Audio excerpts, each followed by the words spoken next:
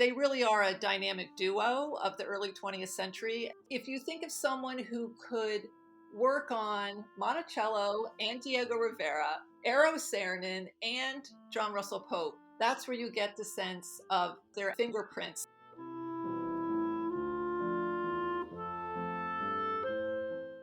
Hi, I'm Ann Lucas, Senior Historian at Monticello. This is a special podcast to the Robert H. Smith International Center for Jefferson Studies at Monticello in anticipation of a conference we'll be holding on Saturday, March 20th on Fiske and Marie Kimball. And with me today is the conference organizer, Marie Frank, and I'll let Marie introduce herself.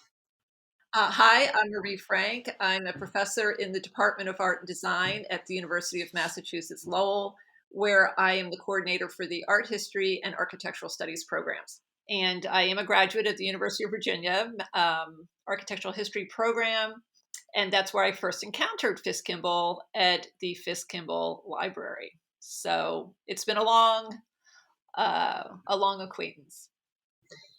So, Marie, tell us a little bit about how you came to work on Fiske Kimball's biography, and more about Fiske and his wife, Marie Kimball. While I was a graduate student, I started working on a topic that involved Fiske Kimball's teachers at Harvard. And with that project, I got to know turn of the century architecture, architectural education, and Fiske Kimball kept filtering into that story because he was a student of the group of professors I was studying at Harvard. So I saw some of his early student work. And I also saw that he TA'd for people like George Santayana, the well-known philosopher. And then after that, as I continued working on architectural education, I actually ended up coming back to Fiske Kimball when I realized that he had founded the architecture program at the University of Virginia. So all of this was over a decade ago. And as I was looking for a new project, I thought, why not do someone that seems to be crying out for more attention? Because one thing that became clear in the work I had done on Kimball was that I had first learned of him as an architectural historian, as most of us in the field of architecture do. And so it was surprising to me as I looked into his biography a little bit more to find that people in the Philadelphia area know him as the director of the Philadelphia Museum of Art. So this sort of duality of someone who was known as a museum director, someone who collected paintings, someone who was working very much in the with projects involving public art. That was not someone that I had. Those were not activities I had associated with Fiske Kimball. So it became clear that he was someone that had his finger in a lot of artistic pies in the first half of the 20th century. And that's what intrigued me. And that's what I started to pursue with the project. Equal to that was his wife, Marie, who became more and more interesting as I learned more, because she also was very active as a scholar uh, in projects where she was supporting some of the work that Fiske Kimball did, but then also her own projects. So they really are a dynamic duo of the early 20th century, and I thought it would be interesting to pull that out a little bit more. So I'll add that we were fortunate to have you as a Kundran Fellow at the International Center for Jefferson Studies when you began your work on this project, which is funded by the proceeds from the sale of Fiske and Marie Kimball's house in Albemarle County, Shack Mountain. So this has all been facilitated by Jane Tarleton Smith Moore, and we're gracious for the way that she looked forward to remembering the Kimballs as scholars. Part of that funding allowed for this conference that you and I are both participating in, and I wanted you to talk a little bit about what we might hear on the 20th and what people should tune in for, and what you're excited about. Well, I'm excited about the whole conference because I think it's exactly the vehicle that we need to show the range of influence that both Fiske and Marie have had on the way that we think about buildings and objects. And that's the subtitle of our conference, because both of them, through their scholarly contributions, through their physical work that they were doing on historic sites, both of them very much had a role in shaping the way that the next generation would think of building spaces and objects. And so what the conference speakers will all do is take some different angle of their activities, and give us in some cases, a very close view of one thing that they might have worked on, whereas a couple of the other speakers will give us more of an overview of their more long, wide-ranging impact. So I'm looking forward to the fact that we see the many facets of the contributions that both Fiske and Marie made. And if you're someone who's never heard of Fiske or Marie Kimball, how would you summarize them, or entice someone to listen in who isn't familiar with them at all? Well, if you've heard of the Philadelphia Museum of Art and you want to know why it is an internationally renowned museum, you would want to come hear about Fiske Kimball, because when Fiske Kimball got the job as director, the building was empty. And literally, it was a brand new building that was a shell. And it was Kimball's job to fill that.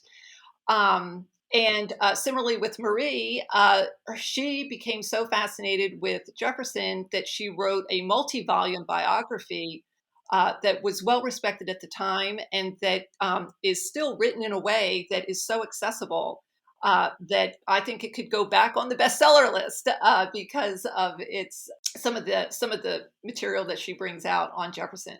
But also, she had other interests, as people who know Monticello might recall. She was a great cook, and one of the first things she did was put out a cookbook related to foods from Jefferson's era. So again, you have a variety of ways to come across them or become interested in them. I can say from my own experience with Fiske and Marie Kimball, having been at Monticello for 3 decades and hired to do many of the things that Fiske began in when he first came to the foundation in 1924. Every file and folder of research at Monticello practically starts with something in Fiske Kimball's handwriting or Marie Kimball's handwriting. And I've come to learn through you and through study is true at so many institutions in that time in the 20s. Can you just sort of rattle off some of the places where we see the Kimball's fingerprints? Sure, I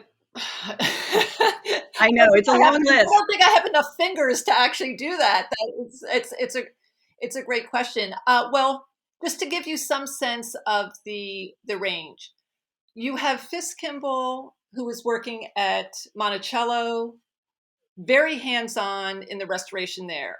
At the same time he's doing that, he's also going to be involved in a committee for the mural decorations at Rockefeller Center that included Diego Rivera. Shortly after that, he's going to be involved in the Thomas Jefferson memorials that are going up. That would include the one in DC, which is classical, John Russell Pope, but it also includes the Arrow Saarinen in St. Louis. So if you think of someone who could work on Monticello and Diego Rivera, Arrow Saarinen and John Russell Pope, that's where you get the sense of the fingerprints that shaped our experiences for buildings and objects. Marie, we had the great privilege of having you on site at Monticello at the International Center in 2017 and 2018. Can you tell us a little bit about what that time meant for you as a scholar and to the project? Absolutely, because first of all, it was an honor to be there and to have access to so many of the materials. But it also gave me some time free from my academic life of teaching to really jump into the archives. And the what I quickly learned was that Fiske Kimball himself at the Philadelphia Museum of Art was a pack rat. And what I learned was that his habits of pack ratedness continued when he worked at Monticello, because the archives in the foundation are extensive. And I started going through them, and my first thought was, I will never get through through all of this in one fell swoop. On top of that, I also used the time to go to some of the important sites that Kimball had worked on as a preservation architect, and that included Stratford Hall. And when I got there, I had another one of those moments where I thought, I will never get through all of this, because the archivist happily welcomed me in, took me upstairs to the library, and literally showed me a room with 3 walls of boxes that included all of the documentation for work done at Stratford. So the the fellowship was critical in terms of not only giving me time to really dig in to some of these archives, but also to help me realize the extent and shape of the project. I knew right away that I could have a whole book just on Fiske Kimball and preservation, or just Fiske Kimball as a museum director. So it really gave me the time to also think about how I would shape a book on someone who was literally larger than life, and had lived the equivalent of 6 different lives in terms of their scholarly contributions. So, since we've been remote for a full year, and there's a lot of conversation about what the nature of work and the workplace might look like, it strikes me when I'm working on Kimball and listening to you talk that so much of Kimball is about the power of place, the importance of place. Can you just think about that and help us think about that in terms of Kimball's career, the Kimball's career, and their way of placemaking, and what it means to be on site to study someone? Sure. And there's even just a couple different levels to answer a question like that on. One of the most important things to realize about Kimball is that, as well known as he has become for so many of us now, when he first started his scholarly career, when he first published Thomas Jefferson Architect in 1916, there was no professional field of architectural history. And very little had even been done at a scholarly level on American architecture.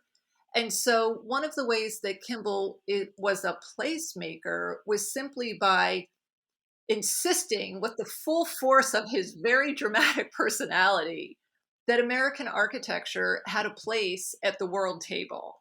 And world table for him meant Europe.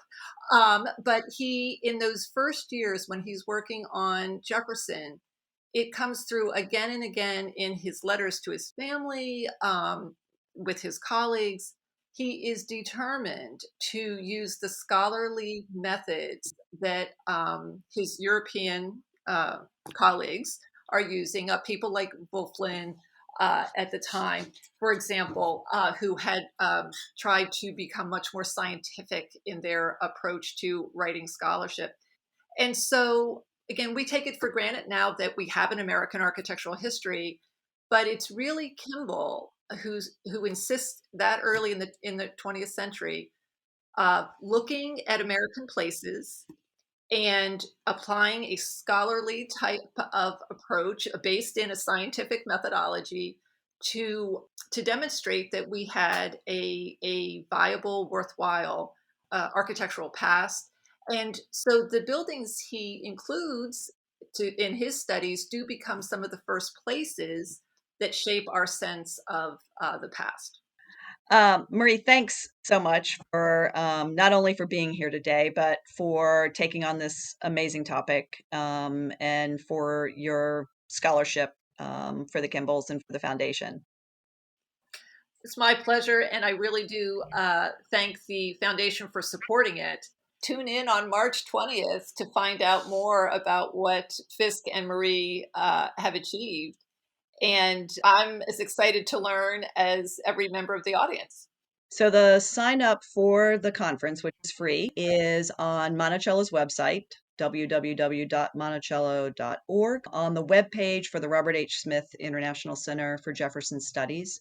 We look forward to everyone's participation, whether you're a student of architecture, student of the 20th century, early 20th century, or just someone who's really curious about a couple that shaped the artistic world as we know it.